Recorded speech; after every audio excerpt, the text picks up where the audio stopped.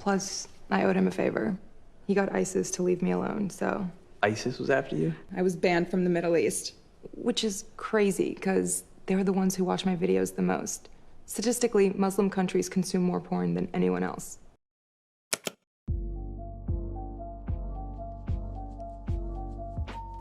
What is the sex industry? If technically the sex entertainment industry refers to the adult industry or pornography.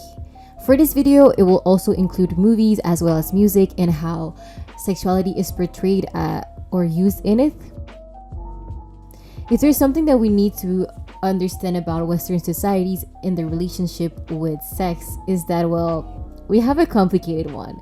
We have classed it as a taboo, it's uncomfortable, and we don't usually have an extensive sex ed class because in some cases, some parents think that it will only encourage kids to have sex way too early.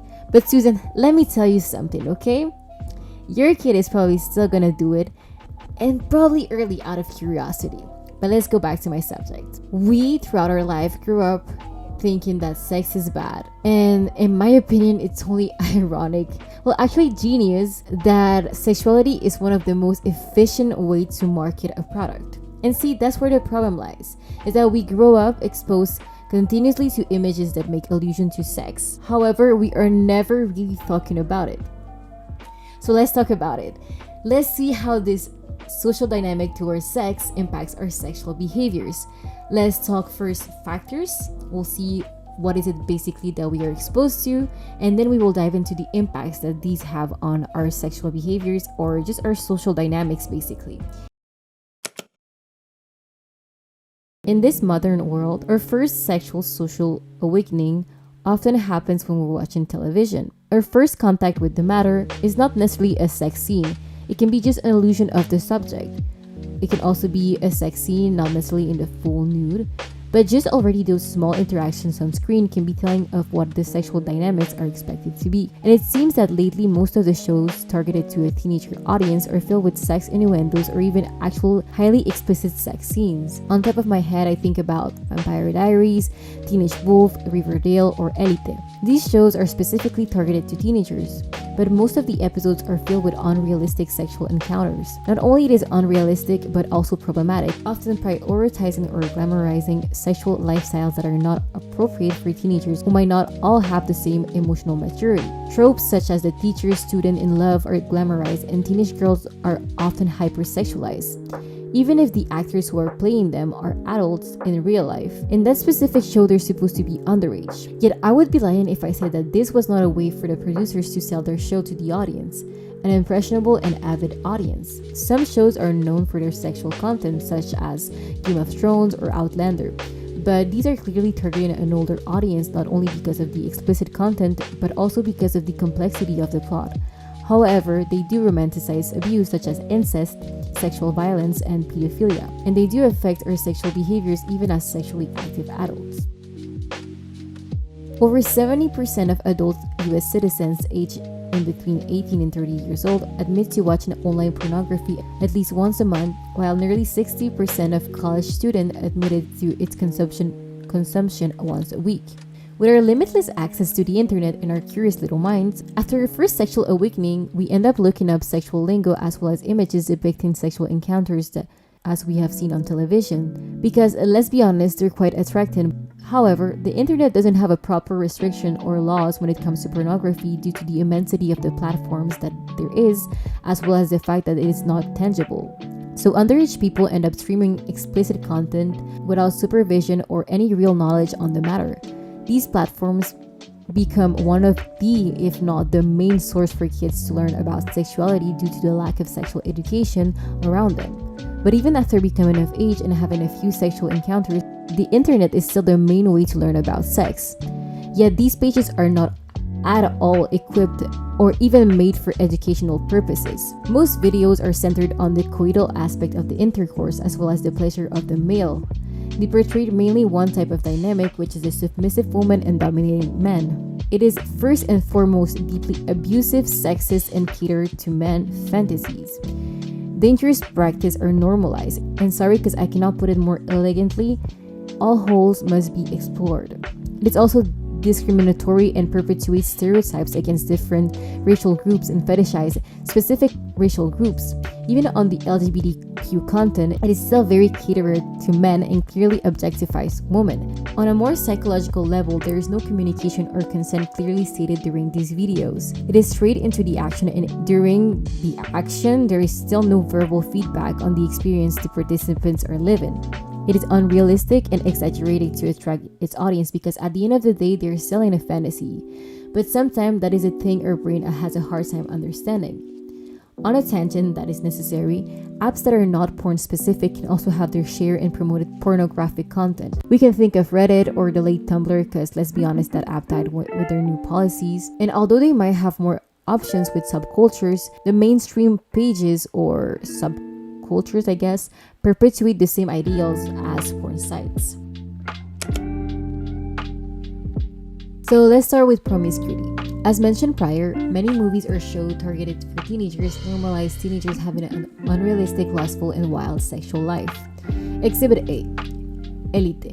In the first 3 seasons, we have seen underage people explore polyamorous or open relationship as well as practicing voyeurism and even incest. Exhibit B, Riverdale. This is my opinion. Riverdale is a really bad show, mainly for its writing, but one thing that everyone can agree on is the hypersexualization of the teen characters. On the show, we're introduced to soft BDSM and pole dancing, as well as I think exchanging couples a little bit.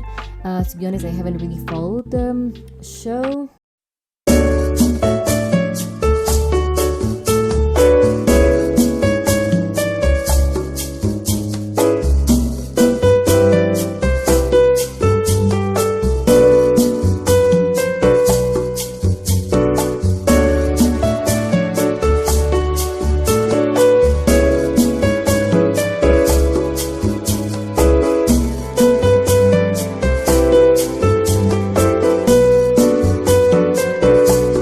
Exhibit D, American Pie, Superbad, The 40-Year-Old Virgin.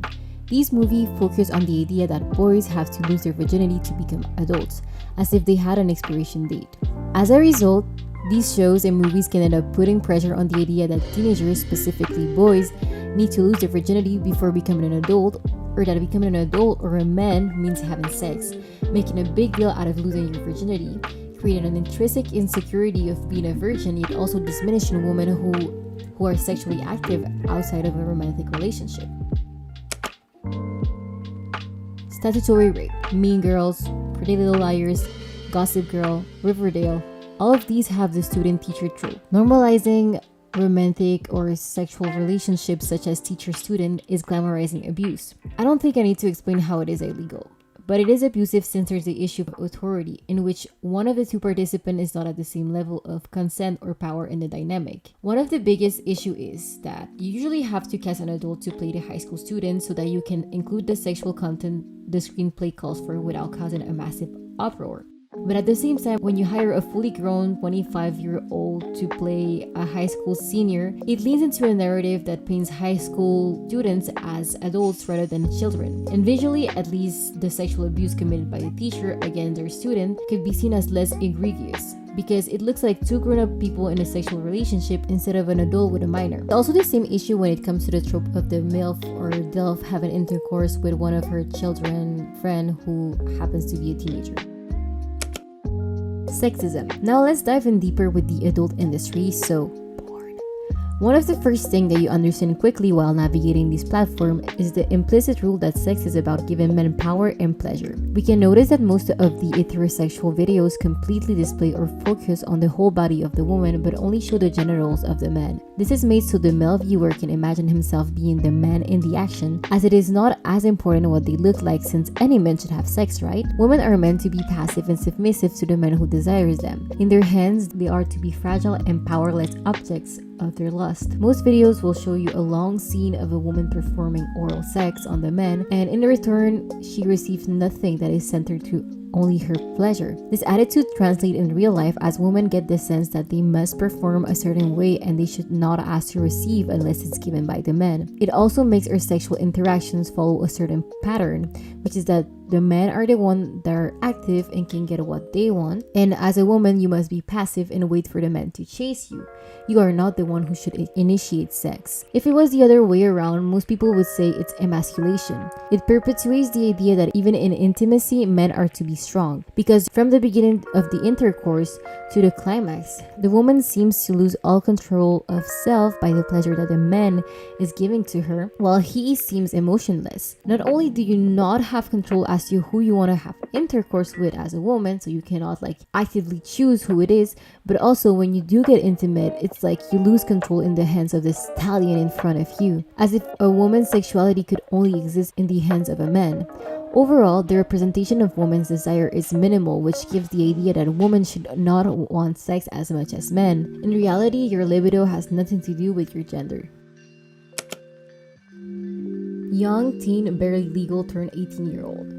One of the main rules of sexuality is that you must be young to enjoy it. This narrative is pushed even more onto women, so the younger you are, the more desirable you can be. First part of this point would be that as a society, we link sexuality with youth. There's some unspoken rule that older people having sex is disgusting, or that at a certain age, you will lose interest in sexuality, which is not completely wrong in the sense that the older that you get, the less libido you may have, but it doesn't automatically mean that you will lose interest in sexuality overall. We can clearly see this displayed in the adult industry. Most actors are young and this is prioritized. Now, if everybody has to be young to have sex, women should be the youngest that they can be. One big category in porn site is teen or barely legal. This encourages the idea that younger women and even barely legal girls should be wanted, and that it is normal to have desire for a literal child. If this doesn't scream grooming, pedophilia, or child porn, it links with the idea of statutory rape, since most girls will want an older man because it is portrayed as hot or a goal that you want to achieve. Attracting an older man makes you more quote-unquote mature. There's also this belief that girls achieve maturity faster, which doesn't help. And I don't think girls actually do mature faster. They just are hypersexualized at a very young age, so they don't get to enjoy their youth as they could, because they have to take onto responsibilities that men don't have to. But coming back to the point, one of the most prominent negative effects porn has on the brain function is that it desensitizes. In other words, the porn consumer brain begins to tolerate the images they're watching. Following this idea, it means that the more young teen turned 18-year-old content you watch or are surrounded by, the less phased you will be by pedophilic behavior. And this is something that in recent years has been confirmed to be true. Scandal like the Jeffrey Epstein case reveal a dark world of child and sex trafficking. And speculating here in my bedroom, it is clearly something common for people in power to use child porn. I would also like to add that the way you look encourages the idea of being young. As women, we are expected to shave from head to toe, as if in order to look hot, you have to resemble a prepubescent kid, which is kind of weird in my opinion, but let's move on. LGBTQ or lesbian. Mainly focusing on the lesbian content, it is clear that even this category is catered to men, and it can be explained by the fact that men are most aroused by visual cues that emphasize youth and downplay drama and emotional complexity. Lesbian porn therefore works for straight men by doubling up those visual stimuli. Even in the few places where LGBTQ community should find their pleasure, it is still centered on the pleasure of the men. The lesbian is seen as the ultimate challenge, and by making a lesbian straight, a male can prove his heterosexuality. It actually has been proven that lesbians are more accepted by straight men around the world, since a man having intercourse with another man would label them as gay, but it would also destroy the idea of their manhood, because your genitals, that's where being a man lies. Once again, we can conclude in this point that porn in society benefits men fantasies, or what is viewed as masculine, constantly putting men in position of power and women being the pleaser. Dangerous abusive behavior. Aggression, largely by males and overwhelmingly against female, is common in pornography. An analysis of top-selling and top-renting titles found that 88% of scenes showed aggression. In fact, long-term studies among adolescents find watching pornography is linked to sexual violent behavior later in life. In a US study, people who watch violent pornography were more than 6 times as likely to engage in sexual aggressive behavior. Not only does it increase aggression, but it also feeds the idea of having to try everything or every hole. Most porn movies do not encourage the use of protection, which leads to men and women having unprotected sex, as well as soon as possible that they can, exploring everything that they can, every fetish. It normalized dangerous behaviors such as a man finishing on its partner's face. Not only is this degrading and sexist, but it's also a really easy way to catch diseases. There's also the fact that it normalized paraphilic practices such as sadomasochism, voyeurism, or exhibitionism. One of the most common and trendy form of abuse at the moment on porn site is incest. And all I got to say is, please God, no. It is disgusting and abusive and should not be normalized. Historian Ronald Hayem wrote that a core part of colonialism was turning the whole world into the white man's brothel. If there's one thing that movies and porn do well, is stereotyping minority. Most of the mainstream videos start a white female with a white male having intercourse. People of color, or POC, are only used in videos that are centered on stereotypes. I don't even think I have to expand that much on this point, but for those who are still in the dark, let me proceed. First, there's the fetish on black men and the size of their genital. Then we have Ebonis and their aggressiveness, which feeds on the narrative of black people being dangerous or a threat. Then we have Latino women with their thick accent and their curves as well as their sex drive. And finally, we have Asian people and their small feature. According to porn, sexual deviancy and curiosity is a defining trait of East Asian women. By using these stereotypes, not only in porn but also in movies, the sex entertainment industry continues to discriminate against POC. The message that the most important thing is to please the white male, or the male gaze basically. As for the white woman, it set them as the standard of beauty and what is deemed as sexually attractive. Their genitals, their features, and color of the skin can become an insecurity for women of color. Last but very not least, the psychological impacts in our sexual dynamics. Even if in each point I kind of addressed our sexual dynamics, the consequences that each point had on our sexual dynamics, one thing that I still need to highlight is communication and boundaries in the sex entertainment industry. I think that the biggest lack in this representation of sex is the verbal consent and feedback. If movies are trying to make a step forward by introducing the consent talk in a few of their shows, pornography has still a lot of catching up to do. In all of these explicit scenes, there's absolutely no talk about consent. It is straight into the action. No boundaries are discussed. During the intercourse, there's literally no verbal feedback. This gives the expectation that sex is supposed to be silent. And that's partly connected to the high rate of divorce, because people don't have the skills to talk about mismatched desire levels, and they're embarrassed and they're uncomfortable and they feel guilty and they feel rejected. It's just so complicated, and our media is absolutely a piece of that. I do extend on the impacts of no verbal consent and boundaries in my video. It's 2021, we should talk about consent. So if this topic is something that interests you more, you can go check my video. I will put it here. Like I mentioned at the beginning, there's way more things left to say about this topic, but it would make for a way too long video. In my opinion, I stand with the fact that we should encourage a better sexual education in starting to explore safely our sexuality mentally from a young age. I'm not saying that we should have sex when we're kids or be exposed to pornography scenes, because that would be definitely traumatizing, but we should definitely be more open to teaching the future generation so the sexual dynamics can be more equal and less abusive, especially for women. I personally do not think we should ban porn overall. It can be a tool of arousal and a way to explore fantasies without having to actually act on them, which is kind of important. But I definitely think that we should have a proper knowledge before exposing ourselves to these unrealistic, discriminatory, and sexist representation of sex. As a Latino woman, I definitely wish I could have more control over my sexuality, be seen as someone who can be more powerful in my own sexuality, to not be over-sexualized or labeled as a stereotype.